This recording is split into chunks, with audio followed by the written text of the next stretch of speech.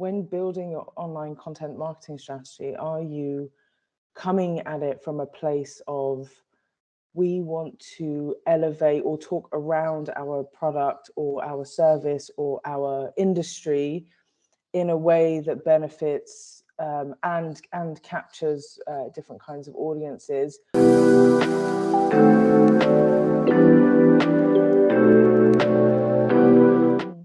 How can businesses prioritize equality and equity in their company culture? Sure. Yeah, so one way that we like to talk about this from my arts activist collective Feminist Internet is talking about understanding power and understanding where power lies within an organization. And lots of the time when we talk about diversity and inclusion and we look at real world examples and we see people of all kinds of diverse backgrounds, whether it's race or gender or sexuality or ability, neurodiversity as well, we talk about the way that they have joined a company or a business, but we don't necessarily talk about the way that they develop within a company or a business. So you could have, you know, a staff that is 80-90% super diverse, but if all the power at the top is still held by the same kinds of people, then is that really equality or equity in terms of culture? And we do know that most company culture does start from the top. Of course, there are lots of examples where it starts from the bottom, but more than, yeah, mostly it comes from the top. So it's really about understanding the structure of that power and also allowing certain kinds of people not to fall into certain kinds of traps. For example, when we talk about journalism, which is of course my background, we see a lot of people who, for example, are Black and end up in large newsrooms writing only about topics that are related to Black people. Or we see someone who is maybe disabled, who is only necessarily writing about disabled topics. So then we start to see, okay, but you know, they are more than their trauma than they're writing about, and they shouldn't always be exploiting their trauma in order to feel useful in those environments. So I want to see more diverse kinds of people in companies and businesses that aren't just, you know, the race correspondent or the diversity and inclusion leader, and actually being in different kinds of positions. With more and more businesses prioritizing online content in their marketing strategy, what can they learn from journalists like yourself regarding inclusion, rigor, and integrity? So before inclusion, rigor, and integrity, the main thing that businesses can learn about online content in their marketing strategy is, please make things that people want to read, regardless of whether they're interested in your business or not. And that's the kind of entry point.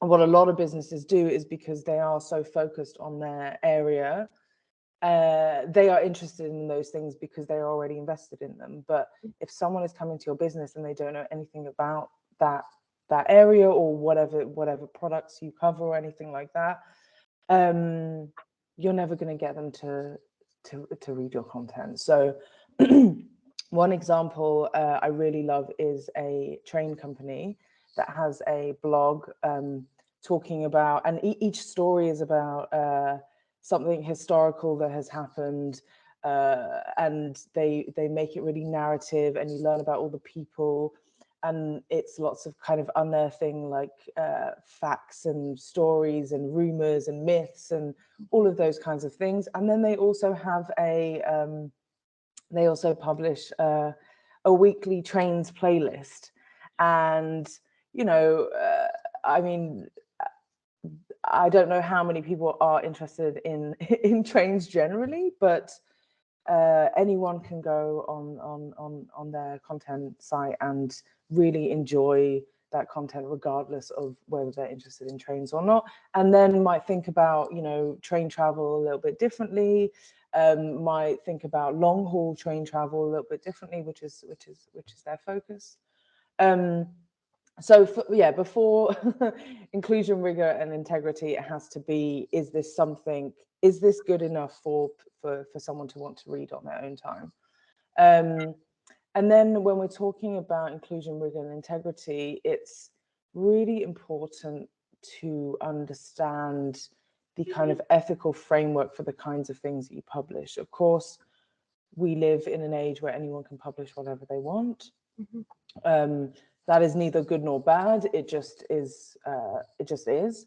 And understanding how that content doesn't perpetuate stereotypes, understanding if that content is true, is fact checked. For example, I see lots and lots of business blogs and magazines that constantly reference statistics that are never hyperlinked to where the actual source is, or where that statistic was from, or what year it was published, or what the sample size of that survey they're referencing is from.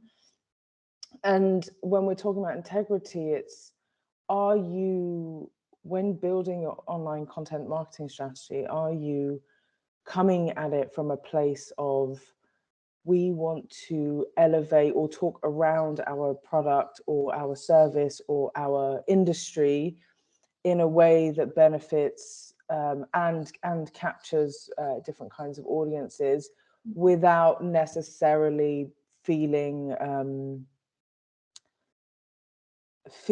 I guess one way people talk about it is too salesy.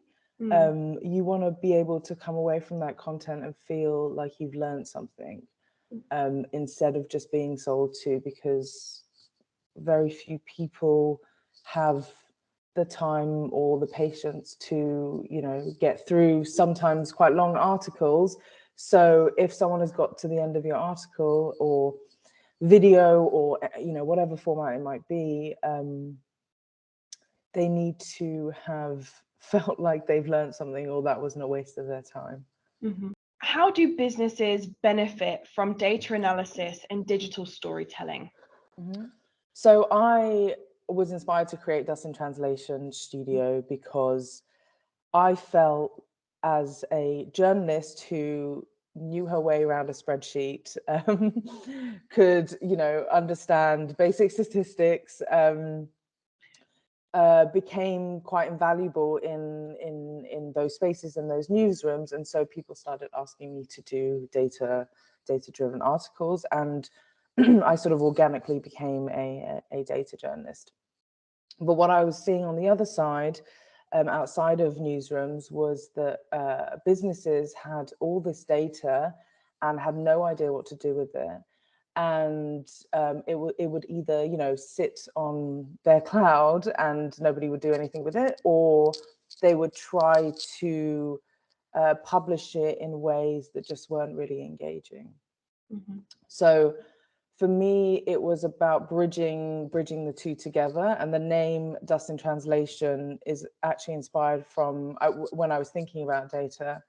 I was thinking about how everyone is really interested in trying to build more sort of data storytelling, but they didn't know where to start, even though we are producing data all the time. And so the name, the name Dust in Translation actually comes from an idea that popped into my head, which is a bit like the way that humans, as we walk around, everywhere we walk, we leave traces of dust. Dust is basically skin cells, right? And so every movement that we make on the internet also creates data, just like dust. So those dust trails and those data trails are very, very similar in terms of a concept. And what we do is we translate that into something that is engaging and understandable. From a business perspective, they can really understand specifically more on the digital storytelling part. There are brilliant data analysts working in businesses all over the world, but they are analysts, they're not storytellers. And so what we do is we take data, whether it's analyzed or not, and we try and build it into a story that the business wants to tell. And that might be a story that they already know, but that sometimes might be a story that they don't know, depending on what we find in the data. And so most people do not find sitting through a presentation or watching a video or reading an article that is just listen statistics. It doesn't give, it's not engaging, and it doesn't necessarily inspire anyone. But if you can explain it in a way that captures their imagination, or they can see it. For example, one story we did was we turned all of the data points into cows, and we got people to imagine a bunch of cows on a field and what that would look. And it's very similar to perhaps maybe early years math classes, where it's like, if Sarah has 2 oranges and Sam has 3 apples, and et cetera, et cetera. So it's about trying to visualize it and tap into our natural human desire for storytelling. Why should businesses prepare for future trends, and what does the process of trend analysis look like? Yeah, so businesses should prepare for future trends because it's not about knowing exactly where you're going, but about being prepared for certain kinds of scenarios. And one thing that people and businesses do very often is that they assume that there aren't going to be improbable events in the very near future. A little bit like a pandemic, no one really predicted that. And it's interesting that no one really predicted that, because it was on a list of improbable events. A little bit like we thought that it was improbable that Russia would try to conquer Ukraine. But what futurists do and trend analysts do is a little bit like a historian, where historians use use clues in the present or in different areas to figure out what the past is. Futurists and trend analysts use clues in the present to figure out what the future might be. And our job is to essentially understand what kinds of improbable events may happen and build different scenarios for it. So we have a process, which is probably the most important process in trend analysis and trend forecasting. There's probably not enough time to explain the whole process from start to finish, but one of the most important parts, which is actually right at the end of the research, is scenario planning. And what we do is, most people, they have maybe a plan A or a plan B, and trend forecasters and futurists have a plan A, a plan B, a plan C, a plan C1, a plan C1A, a plan D. So there are, we build a map of how all of these different catalysts, all of these different things might catalyze in certain ways. And so as a business, it's inherently important to be doing that, and not to continue building things without actually understanding how they might play out in the future. One great example of this is, there was a report a few months ago that that looked at one of the metaverses, and I think they had maybe $2 or $3 billion of investment into one of these metaverse platforms, and they invested in it, they built it, and then they did some research to look at, who is using it, what is our user base, what are their demographics, how are they using it, what are they interested in. And only then they found that there were only 7 regular users of this platform. So had they had proper and prepared